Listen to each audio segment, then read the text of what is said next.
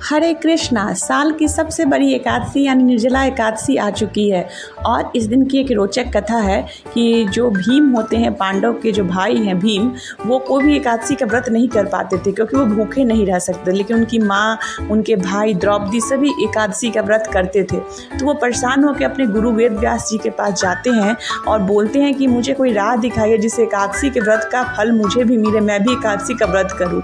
तो वेद व्यास जी बोलते हैं कि आप कोई भी एकादशी ना करें, लेकिन ये जो निर्जला एकादशी आती है इसका व्रत करें। इसका व्रत करने से आपको 24 एकादशियों का फल मिल जाएगा। तो भीम जो होते हैं इस व्रत को करते हैं।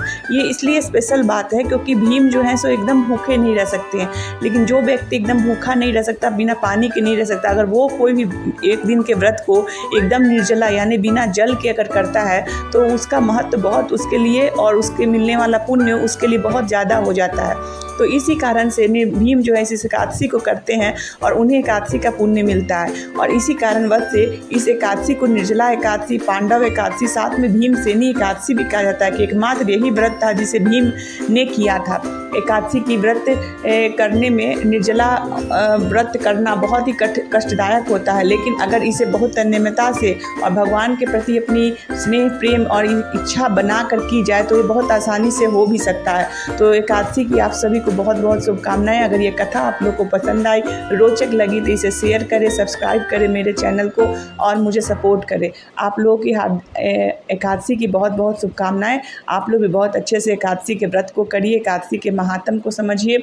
एक निर्जला एकादशी का बहुत ही अत्यधिक महत्व है। अगर कोई अन्य महीने की एकादशी अगर आप नहीं कर पाते हैं तो कोशिश करें कि इस एकादशी को आप करें। अगर आपसे नहीं पॉसिबल होता है तो कुछ एक समय बाउंड कर ले कि मैं इतना देर तक जल के बिना ये व्रत करूँगा, क्योंकि अगर आप कोई मेडिसिन ले रहे हैं, कोई प्रॉब्लम है, तो आप कंप्लीट निर्जला ना करके जैसे संध्या तक हम बिना जल के रहेंगे, संध्या के समय से हम जल ले लेंगे, फल लेंगे, आहार लेंगे, ऐसा मानकर भी आप इस व्रत को कर सकते हैं। अगर आपको कुछ दिक्कत नहीं है तो कोशिश करें इस बहुत बड़े एकादशी को निर्जला करने का। भगवत नाम की महिमा का गुणगान करें, हरे कृष्णा कीर्तन का गुणगान करें, हरे कृष्णा महामंत्र का जाप करें, ज़्यादा कुछ नहीं करें, अन्य का त्याग, सामर्थ्य अनुसार दान और हरे कृष्णा महामंत्र का जाप, यही एकादशी का एकमात्र सूत्र है। आप सभी को एकादशी की बहुत बहुत शुभकामनाएं। हरे कृष्णा।